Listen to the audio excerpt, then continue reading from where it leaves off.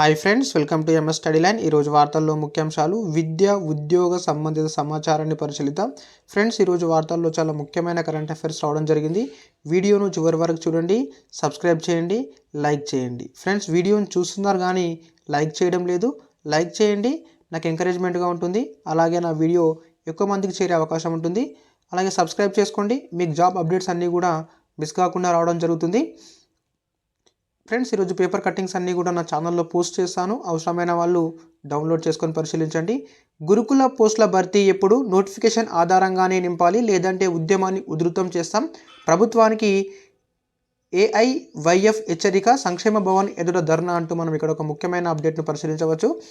Notification ఆధారంగానే గురుకుల పోస్టుల నియామకాలు చేపట్టాలని అఖిల భారత యువజన సమాఖ్య గురుకుల అభ్యర్థులు డిమాండ్ చేశారు. ప్రభుత్వం వెంటనే స్పందించి చర్యలు చేపట్టాలని, లేదంటే ఉద్యమం ఉధృతం చేస్తామని హెచ్చరించారు. ఈ మేరకు మాసాబ్ ట్యాంక్లోని సంక్షేమ భవన్ తెలంగాణ గురుకుల నియామక బోర్డు ఎదుట శనివారం భారీ ధర్నా నిర్వహించారు. గురుకుల అభ్యర్థులకు న్యాయం చేయాలని నినాదాలు చేశారు. ఈ సందర్భంగా ఏఐవైఎఫ్ రాష్ట్ర ప్రధాన కార్యదర్శి ధర్మేంద్ర, రాష్ట్ర వర్కింగ్ ప్రెసిడెంట్ నిర్లకంటి శ్రీకాంత్ మాట్లాడుతూ ఎస్సీ, ఎస్టీ, బీసీ, మైనారిటీ గురుకులాల్లోని ఖాళీల భర్తీకి గత ప్రభుత్వం నోటిఫికేషన్ జారీ చేయడంతో పాటు పరీక్షలను సైతం నిర్వహించిందని, ఫలితాలను వెల్లడించాల్సి ఉన్నదని తెలిపారు. అయితే కొంతమంది నియామక బోర్డు అధికారులు నిర్లక్ష్యం కారణంగా అభ్యర్థులను నష్టపోయే ప్రమాదం వాటిల్లని ఆవేదన వ్యక్తం చేశారు. నోటిఫికేషన్కు విరుద్ధంగా పోస్టులను భర్తీ చేయాలని యోచిస్తున్నారని, తద్వారా మహిళా అభ్యర్థులు తీవ్రంగా నష్టపోయే అవకాశం ఉందని వెల్లడించారు. ఈ నేపథ్యంలో నోటిఫికేషన్ ప్రకారమే రిక్రూట్మెంట్ చేపట్టాలని డిమాండ్ చేశారు. సత్వరమే కాంగ్రెస్ ప్రభుత్వం అభ్యర్థుల సమస్యలపైన ఉన్నత స్థాయి కమిటీ నియమించాలని, అభ్యర్థుల సమస్యలను పరిష్కరించాలని ఏఐవైఎఫ్ నేతలు గురుకుల అభ్యర్థులు డిమాండ్ చేశారు. లేకుంటే ఆందోళన కార్యక్రమాలు ఉధృతం చేస్తామని హెచ్చరించారు. అభ్యర్థులకు న్యాయం చేయడానికి కృషి చేస్తామని నియామక బోర్డు అధికారులు నరసింహరావు, షౌకత్ అలీఖాన్ హామీ ఇవ్వడంతో ధర్నాను విరమించారు. కార్యక్రమంలో ఏఐవైఎఫ్ రాష్ట్ర ఉపాధ్యక్షుడు సత్యప్రసాద్, ఏఐవైఎఫ్ హైదరాబాద్ జిల్లా వర్కింగ్ ప్రెసిడెంట్ షేక్ మహమ్మద్, గురుకుల అభ్యర్థులు తదితరులు పాల్గొనడానికి సంబంధించిన అంశాన్ని మనం ఇక్కడ పరిశీలించవచ్చు. అభ్యర్థులకు న్యాయం చేయాలి, డివైఎఫ్ఐ అంటూ మనం ఇక్కడ దానికి సంబంధించిన అంశాన్ని చూడొచ్చు. నోటిఫికేషన్ ఆధారంగానే అభ్యర్థులు నియామకాలు చేపట్టి అభ్యర్థులకు న్యాయం చేయాలని భారత ప్రజాతంత్ర యువజన సమైక్య హైదరాబాద్ జిల్లా కార్యదర్శి జావేద్ డిమాండ్ చేసినట్టు గురుకుల నియామకానికి సంబంధించిన ఒక అప్డేట్ని కూడా మనం ఇక్కడ పరిశీలించవచ్చు. ఏడాదిలోగా 2 లక్షల ఉద్యోగాలు భర్తీ చేస్తాం, మంత్రి కోమటిరెడ్డి వెంకటరెడ్డి వెల్లడి అంటూ మనం ఇక్కడ ఒక ముఖ్యమైన జాబ్ అప్డేట్స్ని పరిశీలించవచ్చు. ఖాళీగా ఉన్న 2 లక్షల ఉద్యోగాలను ఏడాదిలోగా భర్తీ చేసి యువతకు భవిష్యత్తును బంగారు బాటలేస్తామని రోడ్లు, భవనాల, సినిమాటోగ్రఫీ శాఖ మంత్రి కోమటిరెడ్డి వెంకటరెడ్డి పేర్కొన్నారు. యాదాద్రిలోని Rayagiri multipurpose sports stadium complex నిర్మాణ పురోగతిపైన శనివారం తన కార్యాలయంలో కోమటిరెడ్డి సమీక్ష నిర్వహించారు. దీనికి సంబంధించిన డిజైన్లను పరిశీలించిన అనంతరం మంత్రి మాట్లాడుతూ అత్యాధునిక వసతులతో కూడిన synthetic athletic track, swimming pool, multipurpose indoor stadium ఉండేలా ఏర్పాట్లు చేయాలని అధికారులను ఆదేశించారు. కేంద్రం నుంచి తగిన నిధులు సమీకరించేందుకు 2-3 రోజుల్లో డిపిఆర్ను సిద్ధం చేయాలని సూచించారు. కేంద్ర క్రీడల శాఖ మంత్రి అనురాగ్ ఠాకూర్తో మాట్లాడి స్టేడియం నిర్మాణానికి ఖేలో ఇండియా పథకంలో భాగంగా నిధులు తీసుకొచ్చేలా ప్రయత్నిస్తానని చెప్పారు. ఉమ్మడి 9 జిల్లా కేంద్రాల్లో నైపుణ్యాభివృద్ధి కేంద్రాలను ఏర్పాటు చేసి యువతకు ఔత్సాహిక పారిశ్రామికవేత్తలుగా తీర్చిదిద్దామన్నారు. యువత మానసిక, శారీరక దారుఢ్యం కోసం స్పోర్ట్స్ స్టేడియాలు, ఇతర సౌకర్యాలు కల్పిస్తామని, అందులో భాగంగానే రెవెన్యూ మంత్రి పొంగులేటి శ్రీనివాసరెడ్డిని ఒప్పించి రాయగిరి మల్టీపర్పస్ స్పోర్ట్స్ స్టేడియం నిర్మాణానికి 10 ఎకరాల భూ కేటాయింపుపై తొలి సంతకం చేయించాలని గుర్తు చేశారు. సమీక్షలో క్రీడల శాఖ ప్రిన్సిపల్ సెక్రటరీ జనరల్ తదితరులు పాల్గొన్నట్టు మనం ఇక్కడ చూడొచ్చు. టీఎస్పీఎస్సీ చైర్మన్గా రిటైర్డ్ ఐఏఎస్ ప్రభుత్వం పరిశీలన అంటూ మనం ఇక్కడ ఒక టీఎస్పీఎస్సీకి సంబంధించిన ముఖ్యమైన అప్డేట్ను పరిశీలించవచ్చు. Telangana state public service commission చైర్మన్గా ఐఏఎస్ అధికారిని నియమించే అవకాశం ఉన్నట్టు తెలుస్తుంది.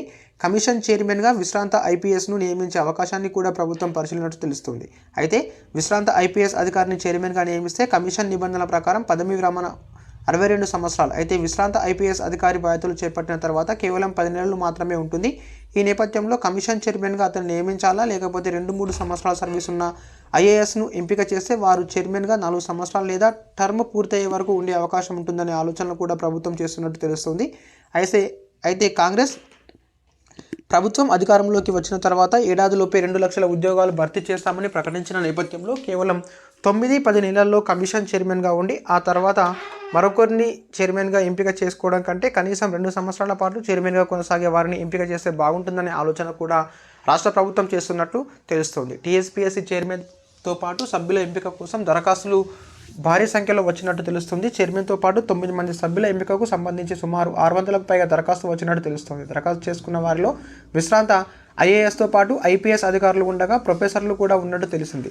ఉన్నత విద్యా మండలి వైస్ చైర్మన్గా ఉన్న ఒక ప్రొఫెసర్ కూడా దరఖాస్తు చేసినట్టు విశ్వసనీయంగా తెలిసింది. కమిషన్ చైర్మన్తో పాటు సభ్యుల ఎంపికను ఈ నెల 12న నోటిఫికేషన్ జారీ చేసి 18 వరకు దరఖాస్తులు స్వీకరించిన విషయం తెలిసిందే. దరఖాస్తు చేసుకున్న వారిలో నుంచి అర్హులను ఎంపిక చేయడం కోసం ప్రభుత్వం స్క్రూటీనీ కమిటీ నియమించింది.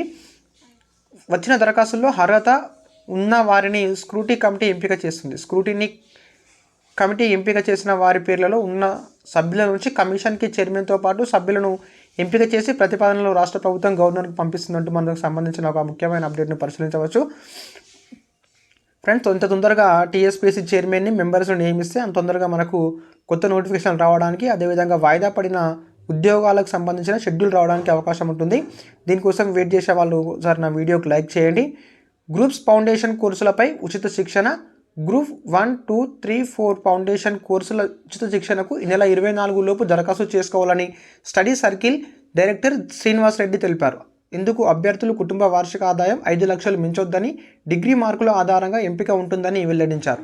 మెరిట్ ఆధారంగా అభ్యర్థుల ఎంపిక ఉంటుందని, ఫిబ్రవరి 1 నుంచి శిక్షణ ప్రారంభమవుతుందని తెలిపారు.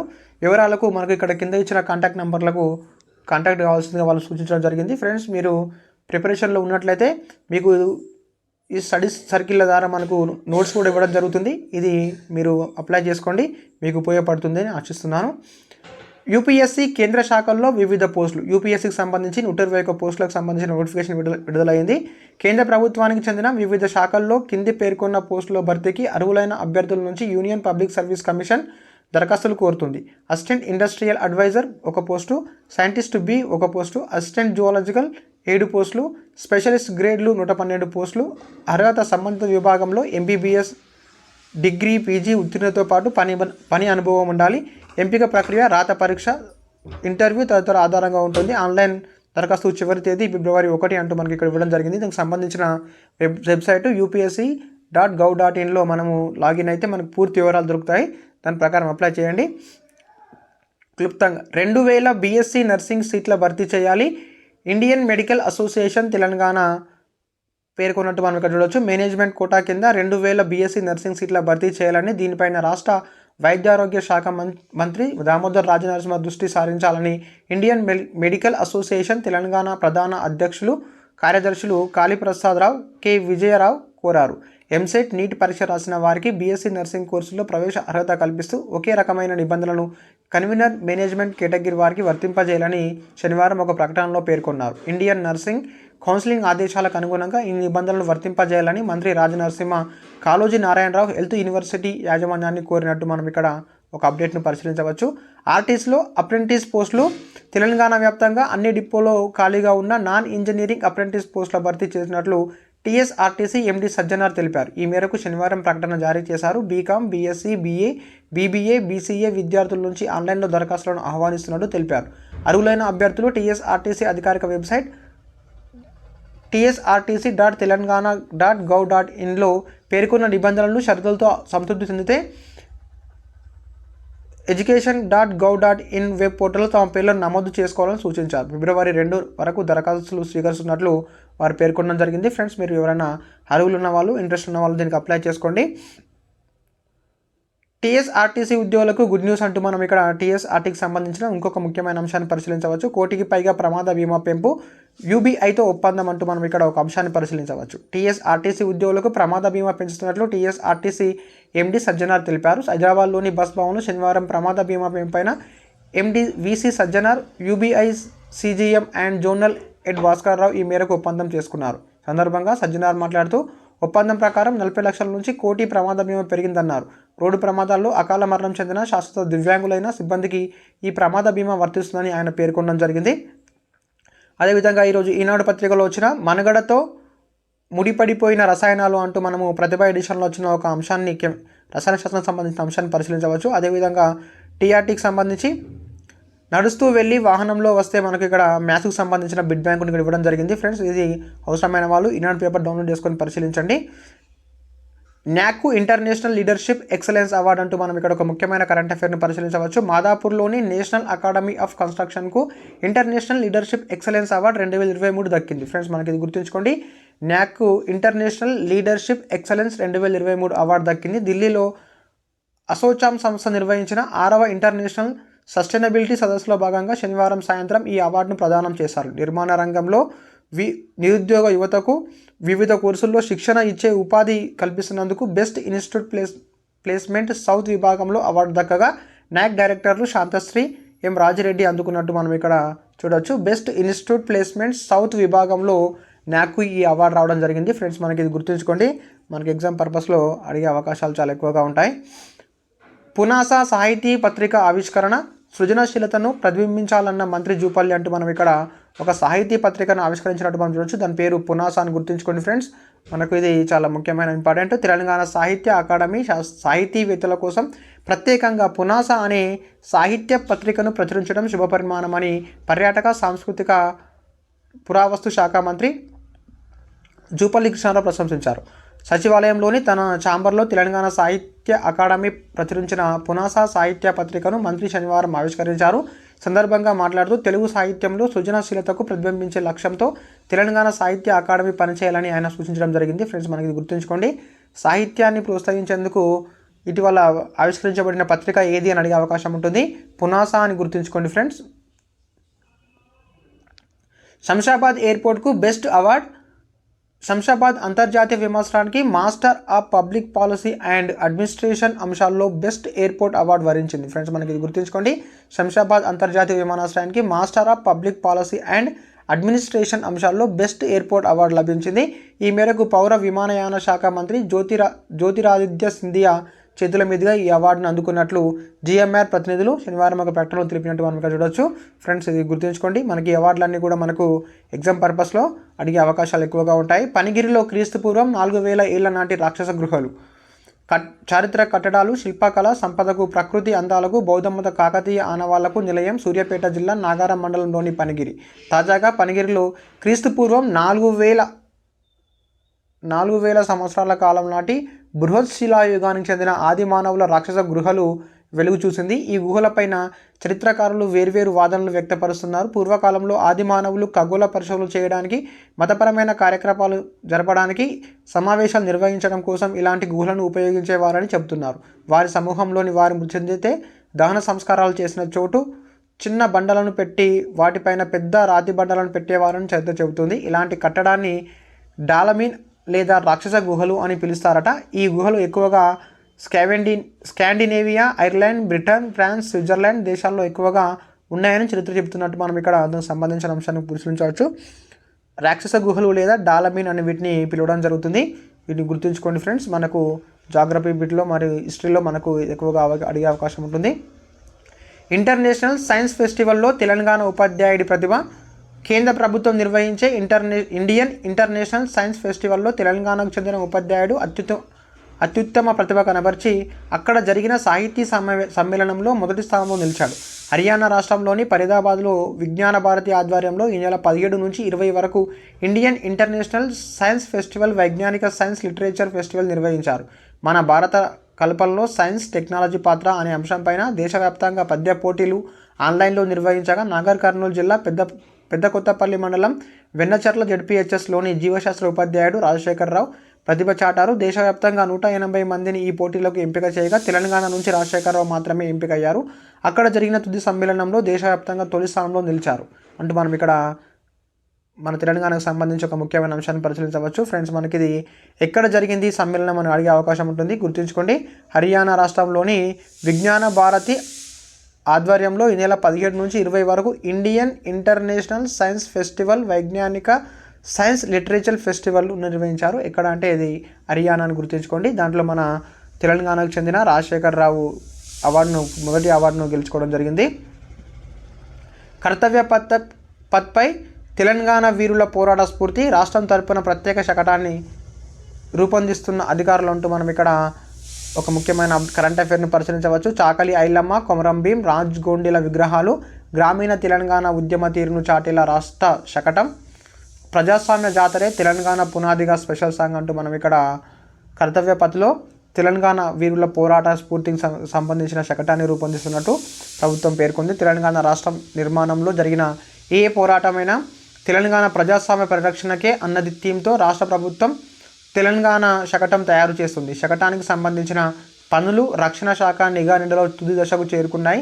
సీఎం రేవంత్ రెడ్డి చొరవతో చివరి నిమిషంలో రాష్ట్ర శకటాన్ని అవకాశం దక్కిన విషయం తెలిసిందే. ఈ నేపథ్యంలో రాష్ట్ర ఖ్యాతిని చాటేలా శకటం తయారు చేయడం పైన అధికారులు తీవ్రంగా శ్రమిస్తున్నారు. రాత్రి పగలు తేడా లేకుండా చలిలో శ్రమిస్తూ ఇతర రాష్ట్రాల శకటాలకు ధీటుగా తీర్చిదిద్దుతున్నారు. శకటాలను ఎంపిక చేసే సెరమోనియల్ కమిటీ ముందు వివిధ దశల్లో రాష్ట్ర శకటం అనుమతి పొందేలా పలు మార్పులు చేర్పులు చేసి ఫైనల్గా శకటానికి గ్రీన్ సిగ్నల్ తెచ్చుకోవడంతో తెలంగాణ అధికారులు కీలక పాత్ర పోషించారు. సాయుధ పోరాటమే నాంది. బ్రిటిషర్లను ఎదిరించిన గిరిజన బిడ్డలు మొదలు సాయుధ పోరాటంలో తెలంగాణ వీరత్వాన్ని చాటిన అమరులను తలచేలా రాష్ట్ర శకటాన్ని రూపొందించాలని శకటం ముందు భాగంలో సాయుధ రైతాంగ పోరాటానికి స్ఫూర్తినిచ్చిన వీరనారి చాకలి ఐలమ్మ విగ్రహం ఉంటుంది.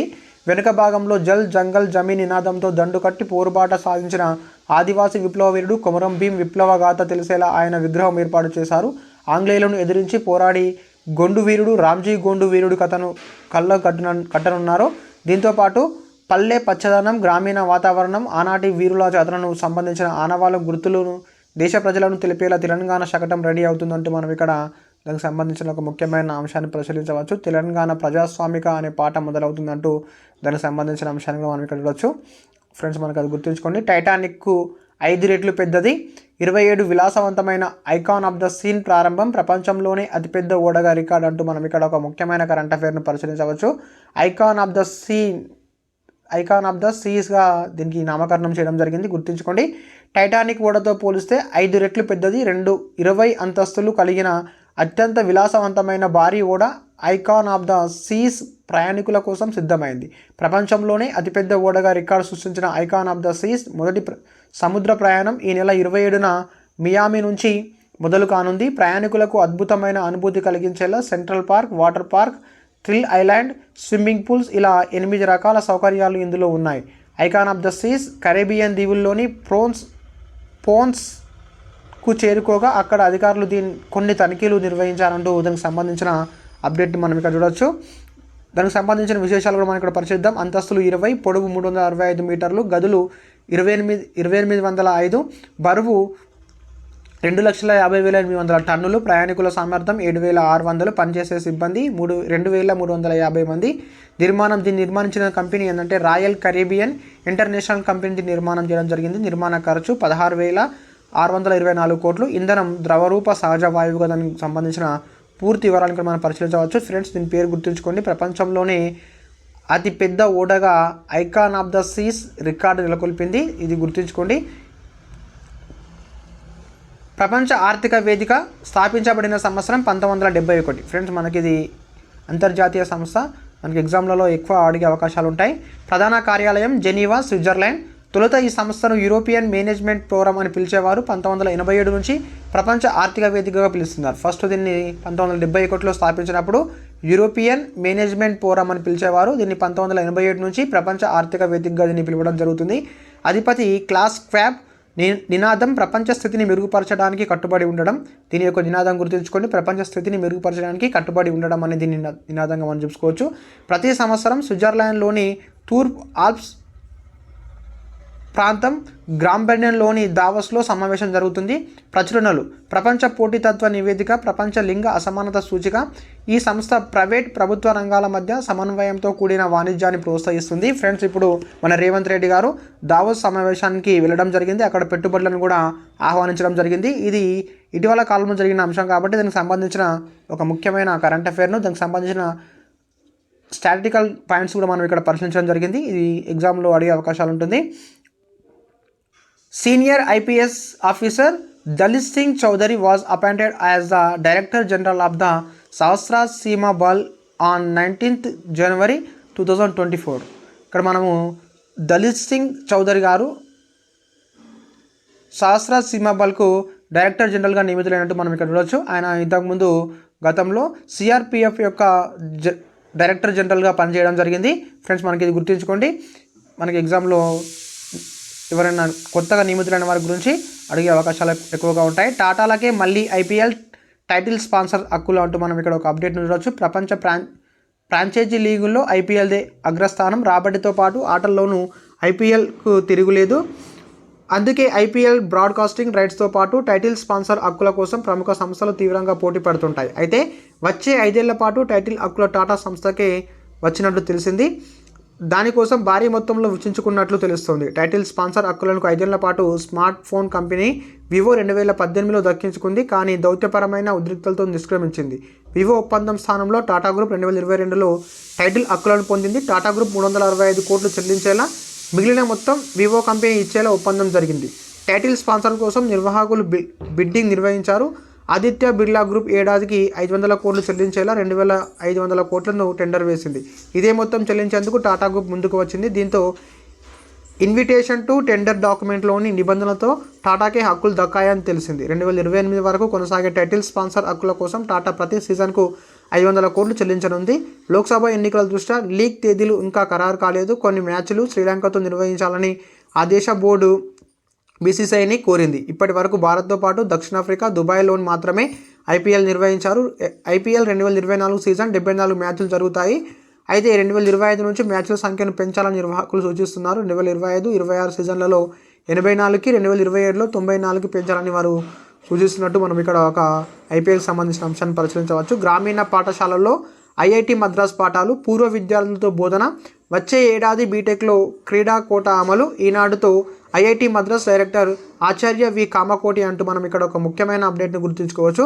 అందరికీ ఐఐటి అనే లక్ష్యంతో తెలుగు రాష్ట్రాల్లోని గ్రామీణ ప్రాంత విద్యార్థులకు పాఠాలు బోధించేందుకు ఐఐటి మద్రాస్ సన్నాహాలు చేస్తుంది. ఇప్పటికే తమిళనాడు, ఉత్తరప్రదేశ్లో రూరల్ ఇంటరాక్షన్ సెంటర్ల పేరిట ఆన్లైన్ విద్య అందిస్తున్న ఐఐటి మద్రాస్ ఈ ఏడాది ఏపీ, తెలంగాణలోనూ వాటిని ఏర్పాటు చేయబోతుంది.